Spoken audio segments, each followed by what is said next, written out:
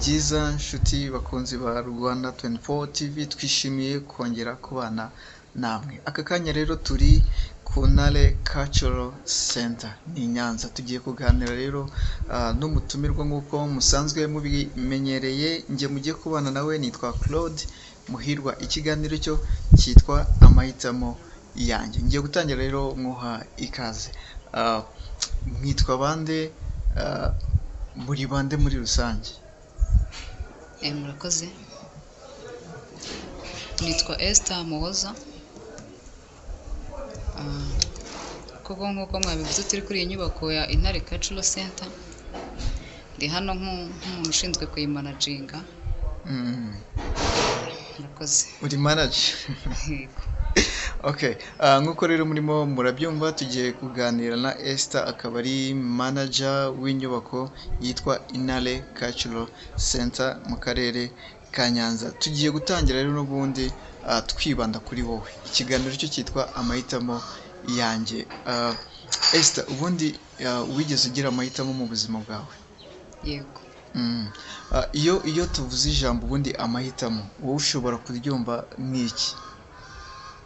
Amahitamo, uburyo nshobora kuryumvamo, ni ikintu umuntu wese ahura nacyo mu buzima. Nshobora kudakoresha ijambo guhitamo, ahubwo wenda nkakoresha irindi jambo, cyangwa se gukunda. Hari ibintu bibiri bikuza imbere, cyangwa se bitandukanye byinshi, noneho muri ibyo byose ugakundamo kimwe, cyangwa se ugakoramo kimwe. Ubundi siri ni amahitamo. Kuvuga mu yandi magambo, amahitamo ni ukuba ufite ibintu birenze kimwe, ukareba icyo wakora kurusha ibindi. Mu buto bwawe, Esther yabyirutse ari umwana umeze gute? Yabyirutse ari umukobwa umeze gute? Murakoze. Mu buto bwanjye nabyirutse cyangwa se nakuze ndi umwana utuje. Abantu bakundaga kuvuga ngo ndanitonda cyane, nko ku ishuri, aho ngenda hose no muri quartier bavugaga ko nitonda. Ariko uko nakomeje kwegera hejuru, mpura n'abantu batandukanye, njya muri sosiyete zitandukanye, nagenda ndushaho kuba sharp, nkamenya kuganira n'abantu, nkamenya kuba nakwakira abantu. Noneho iyo mvugo yo kuvuga ko nitonda cyane ntabwo ikivugwa, ahubwo bamwe basigaye bavuga ko nyine mbasha gusabana n'abantu. Urimo urabyiruka, niki kintu mu rugo bajyaga bakunda kukubwira?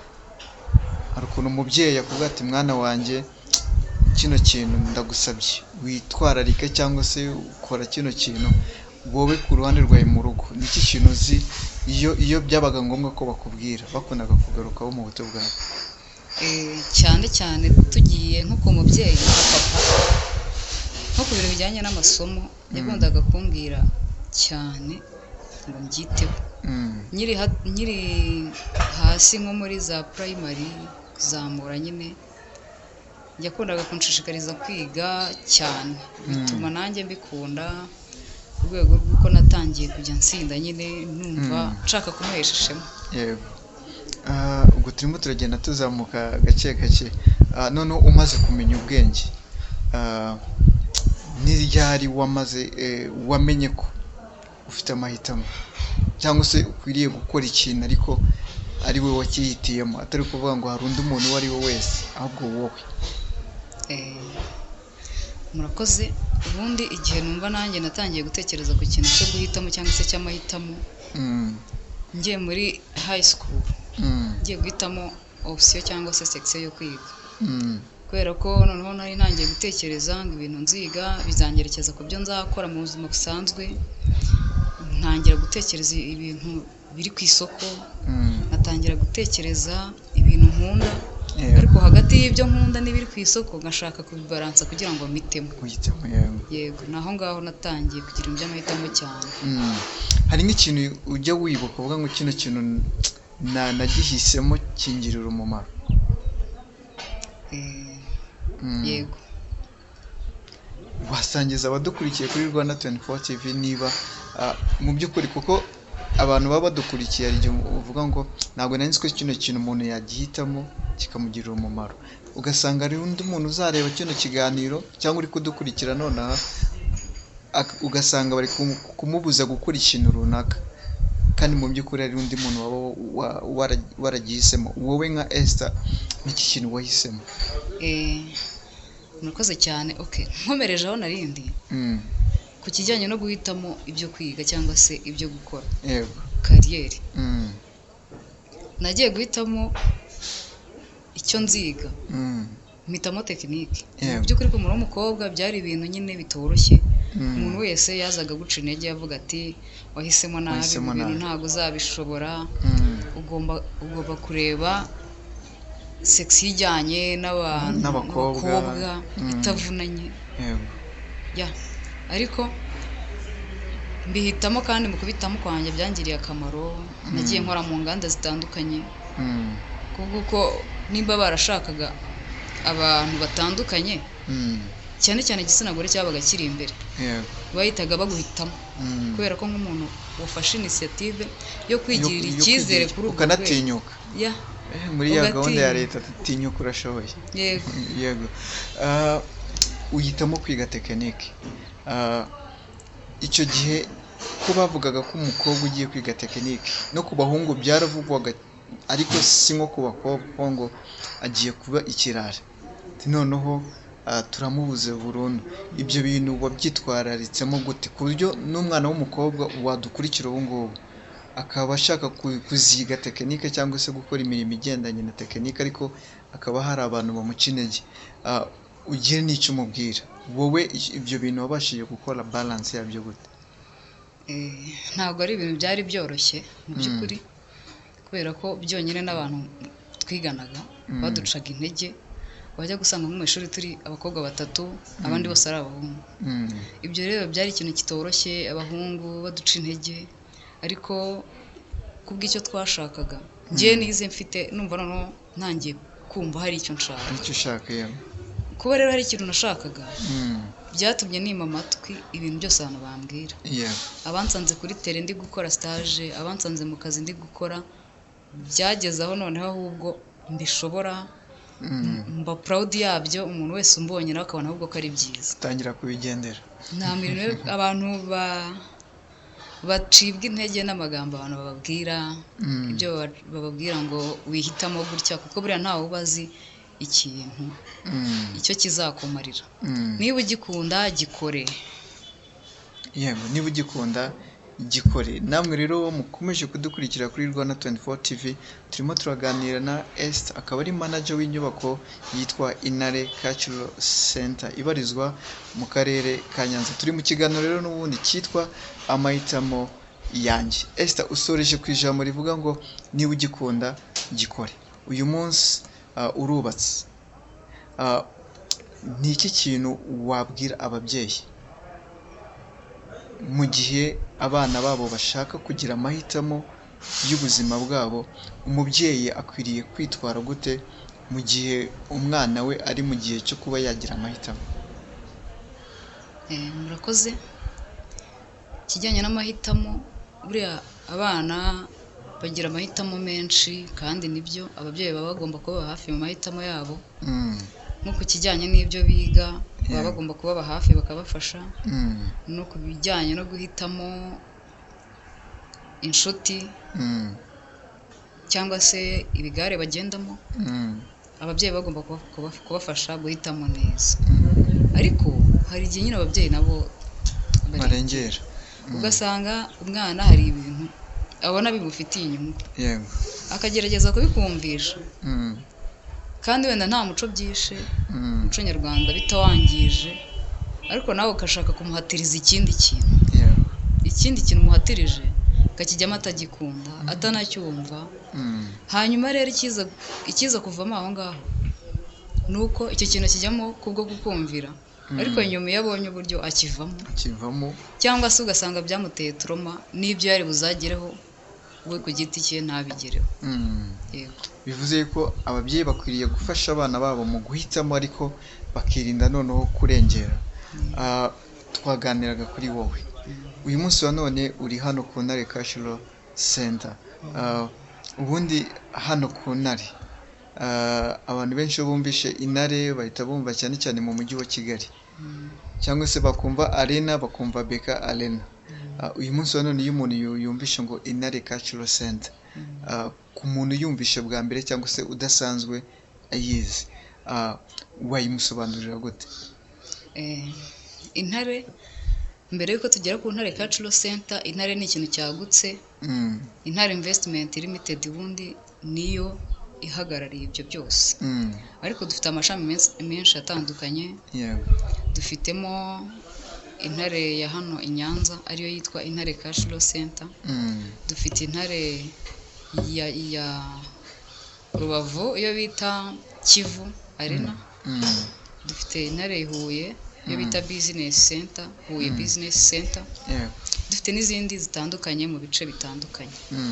Izi zose ni inyubako zashyiriweho kugira ngo bijye byorohereza abaturage bazengurutse begeranye n'aho izo nyubako ziri, kugira ngo bajye bakoreramo bizinesi zabo, cyangwa se inama zitandukanye, cyangwa se amakwe. Ni inyubako mbese zigezweho nziza, zifite ibice bitandukanye zishobora kuberamo entertainment, kugira ngo nyine abaturage baturiye aho hantu babashe kwisanzura kandi bidagadure. Yego, niba niko byumva neza, biri no mu murongo w'igihugu wo guteza imbere urubyiruko no gushishikariza urubyiruko cyane cyane gukora binabafasha muri bizinesi zabo. Ariko usanga abantu benshi batajya bamenya serivisi bene izo nyubako zibera. Usanga abantu benshi bavuga ngo wenda ni ahantu hagenewe inama, ni ahantu hagenewe abantu bari muri classe runaka, mu cyiciro runaka. Ariko ubundi ubusanzwe tunahere no kubya rukomojeho inama, amakwe n'ibindi, umuturage utuye inaha i Nyanza yabasha kubyaza gute umusaruro ino nyubako? Yego, ikibazo cyiza. Umuturage wa hano i Nyanza, hano muri iyi nyubako tumufitiyemo ibice byinshi bitandukanye. Hari abashaka kwikorera, dufitiye ama office atandukanye. Tugira ama office mato akodeshwa, ndetse n'ama office manini nayo akodeshwa. Umuntu ashobora kuzanamo buri business, ubucuruzi, ibijyanye n'amategeko n'ibindi byose bitandukanye byemewe mu gihugu, hano yemerewe kubihakorera. Kandi iyi nyubako yubatse mu buryo bwiza bwa etaje bugezweho, ku buryo umuntu afata ofisi hasi akaba yafata n'indi hejuru. Mbese ni ahantu nyine hagendwa n'abantu batandukanye, ku buryo umuntu aramutse aje gukorera aha ngaha, hari abantu benshi bamugana kubw'ibikorwa bye. Hano wemerewe kuhashyira ibyapa byawe by'ibyo ukora, ku branding. Branding ziremewe hano.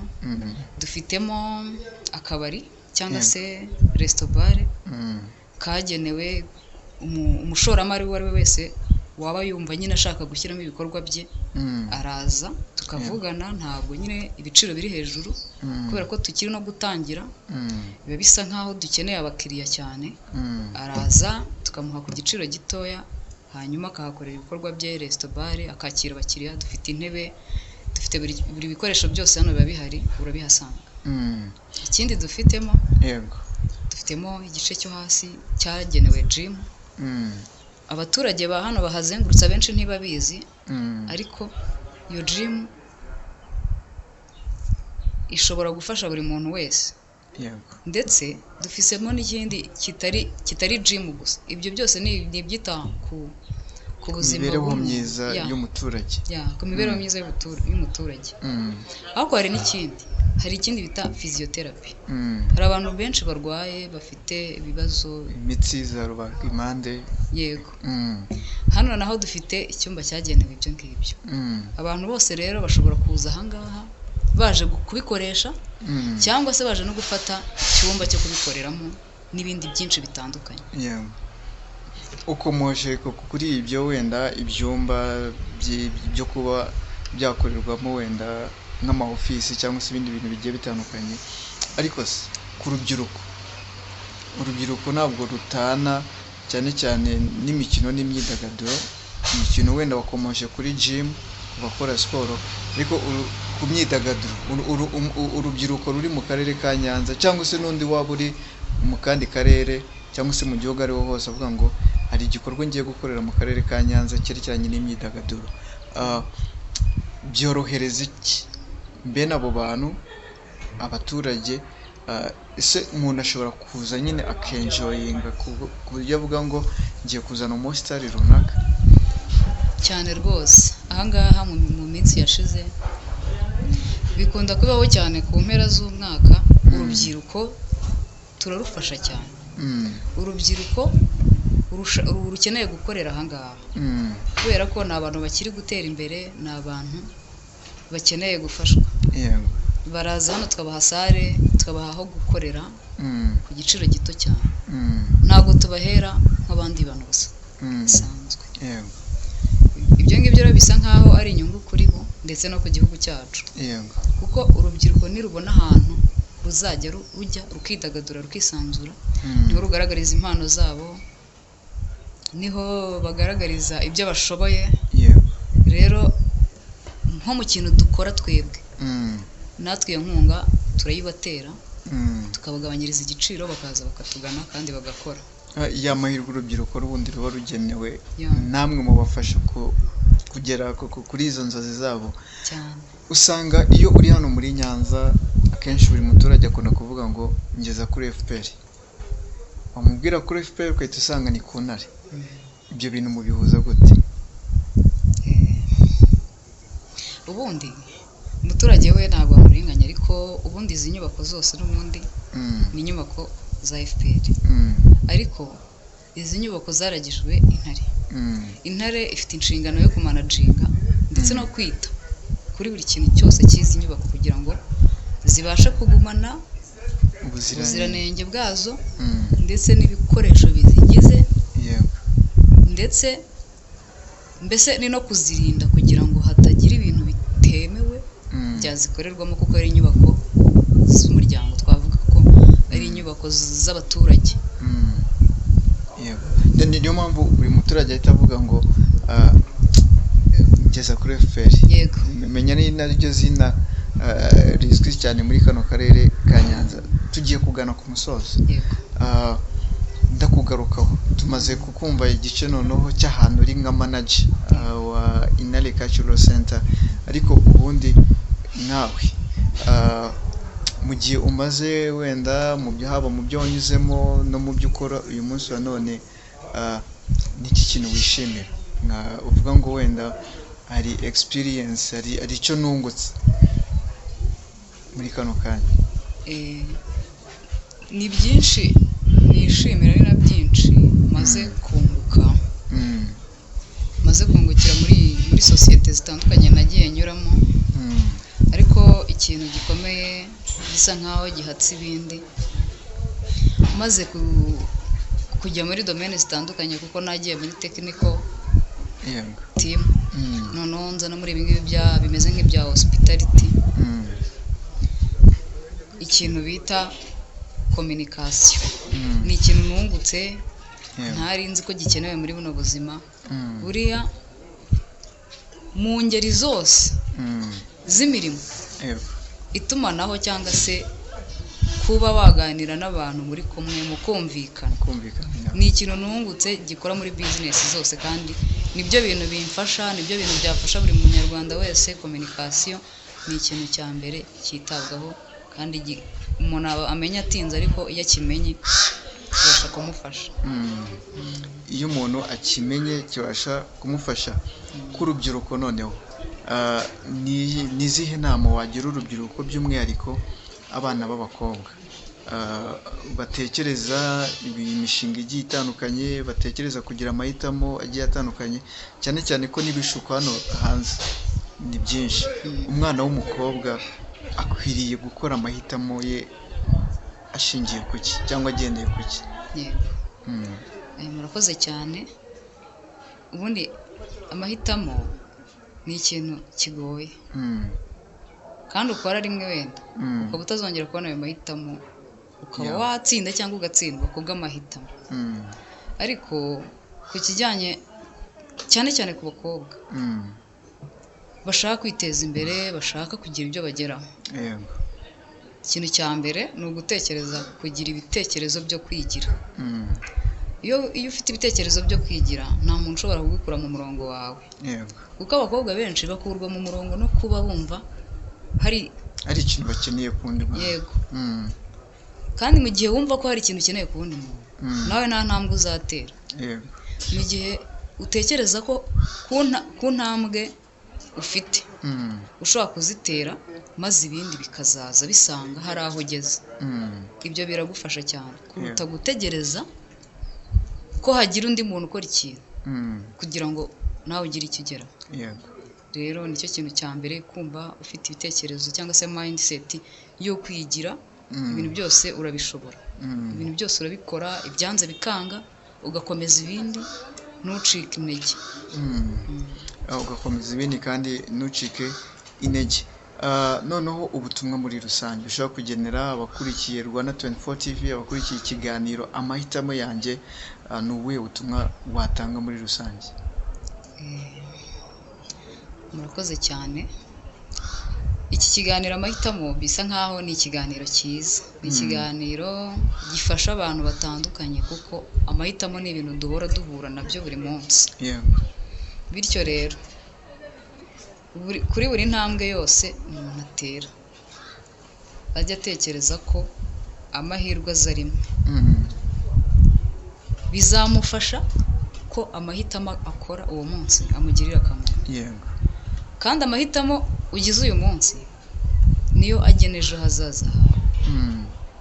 Niyo mpamvu rero navuga ko kuri buri ntambwe yose utera, tekereza kabiri mbere yo gukora amahitamo. Murakoze. Tekereza kabiri mbere yo gukora amahitamo. Ni ikiganiro rero amahitamo yanjye, twa turi kuganira na Esther kuri Rwanda 24 TV. Nk'uko rero muri kubireba turi kugana ku musozo. Reka rero mwe mukomeza kudukurikira, mukomeza kudushyigikira, haba ku mbuga zitandukanye kuri YouTube channel ni Rwanda 24 TV, Instagram na TikTok ni Rwanda 24 TV, kandi namwe mutanga umwanya wanyu turabashimira cyane. Esther, reka tugushimire. Murakoze cyane. Ndizera ubutaha nitwongera kubakenera tuzababona. Ni karibu rwose. Yego. Kandi namwe rero twabishimiye kandi twabashimiye yuko mukomeza kubana natwe. Ikiganiro amahitamo yanjye nakagaruka.